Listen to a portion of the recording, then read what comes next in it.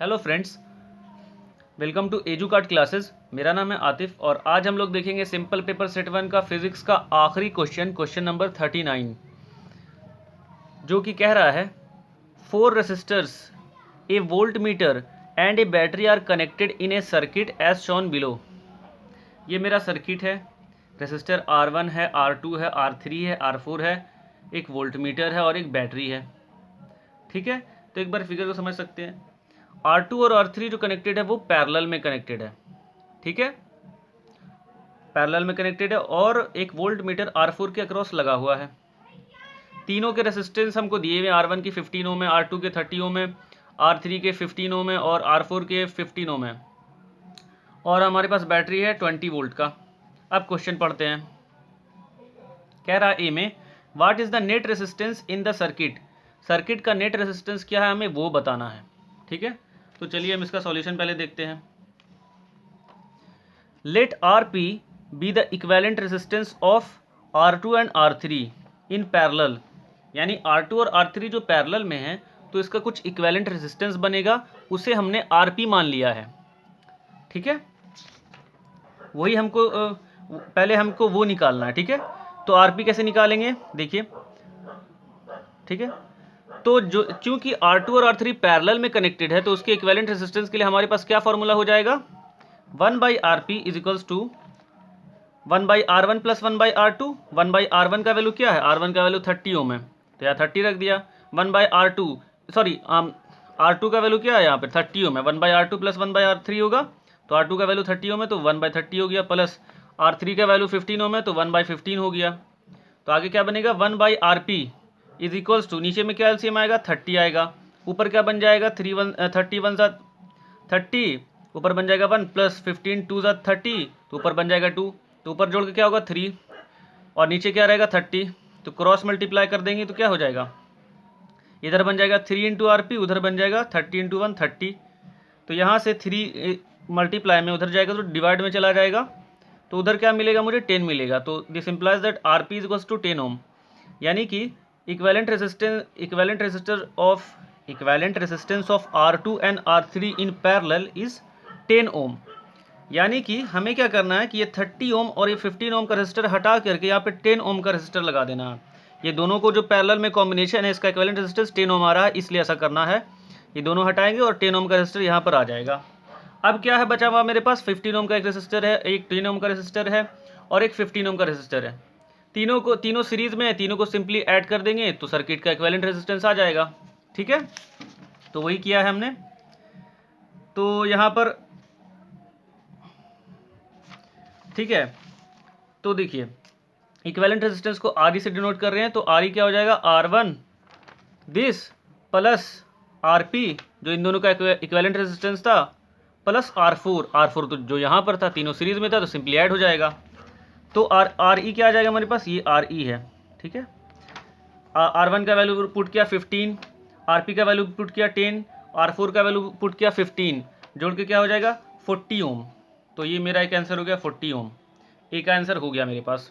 अब हमारे पास बी में क्या कह रहा है क्वेश्चन में, how much potential difference will the volt meter connected across the resistor R4 measures, यानी R4 रेसिस्टर के अक्रॉस जो वोल्ट मीटर है तो वो कितना वोल्टेज का रीडिंग देगा, यानी कि R4 के अक्रॉस कितना वोल्टेज है हमें वो बताना है। ठीक है, एक बात देख लीजिए कि अब चूंकि ये दोनों इक्विवेलेंट रेजिस्टेंस रिप्लेस हो गए, RP यहाँ पर आ गया था, एक सिंगल 10 ओम का रेजिस्टर आ गया था, तीनों रेजिस्टर सीरीज में कनेक्टेड थे, तो जो भी करंट फ्लो होगा पॉजिटिव टर्मिनल से होगा, निगेटिव टर्मिनल में जाएगा, तो करंट जो है वो सेम होगा। ठीक है, करंट जो सर्किट में फ्लो होगा वो सेम होगा, क्योंकि ये दोनों का इक्विवेलेंट रेजिस्टेंस एक सिंगल रेजिस्टर 10 ओम के रेजिस्टर से रिप्लेस हो गया, बाकी तीनों रेजिस्टर सीरीज में रहेंगे, तो करंट जो भी होगा वो सेम होगा पूरे में। ठीक है, तो हमको R4 के अक्रॉस वोल्टेज चेक करना है, तो वोल्टेज का फॉर्मूला क्या होता है, करंट टाइम्स रेजिस्टेंस। करंट तो सेम है तो I, यहाँ I माना है हमने, सर्किट में करंट जो है वो है I।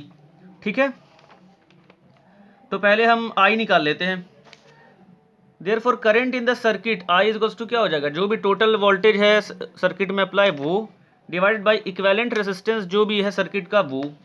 ठीक है, तो हमारे पास क्या आया, कैलकुलेटर के वोल्टेज का वैल्यू रखा 20 वोल्ट था वो रखा, इक्विवेलेंट रेजिस्टेंस जो था 40 ओम था वो रखा, तो करंट हमारे पास आया 0.5 एम्पियर। ठीक है, अब हमको वोल्टेज पता चल जाएगा, क्योंकि वोल्टेज जो इसके अक्रॉस निकालते तो इसके अक्रॉस जो करंट फ्लो हो रहा है वो देखना था हमें, मल्टीप्लाई करना था जो भी इसका रेजिस्टेंस था।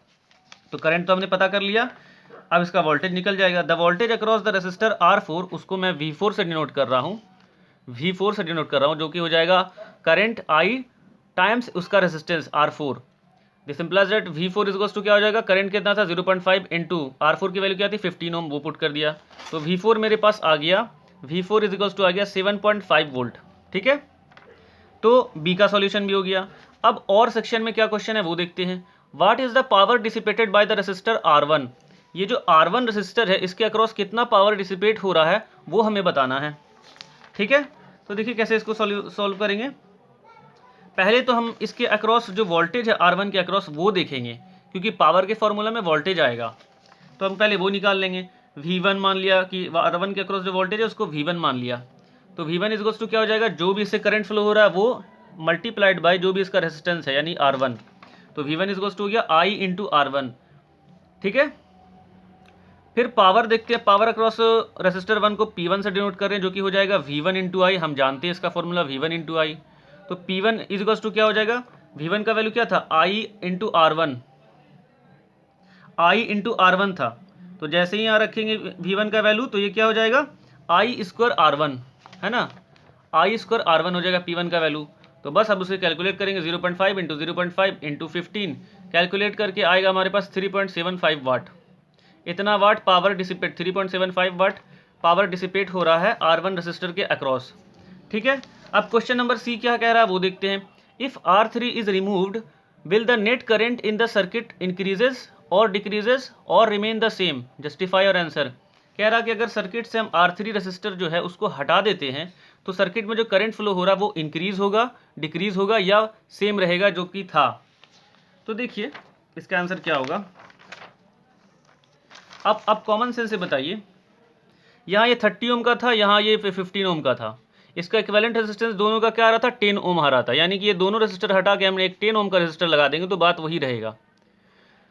और अगर हम इसको R3 को हटा देते तो यहाँ पे क्या बचेगा 30 ओम का रेजिस्टर बचेगा, यानी कि सर्किट का रेजिस्टेंस बढ़ जाएगा। अगर सर्किट का रेजिस्टेंस बढ़ जाएगा तो हमारा करंट घट जाएगा।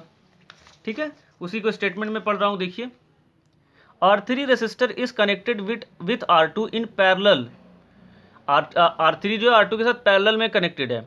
Removal of R3 will increase the equivalent resistance of the circuit, hence current will decreases in the circuit.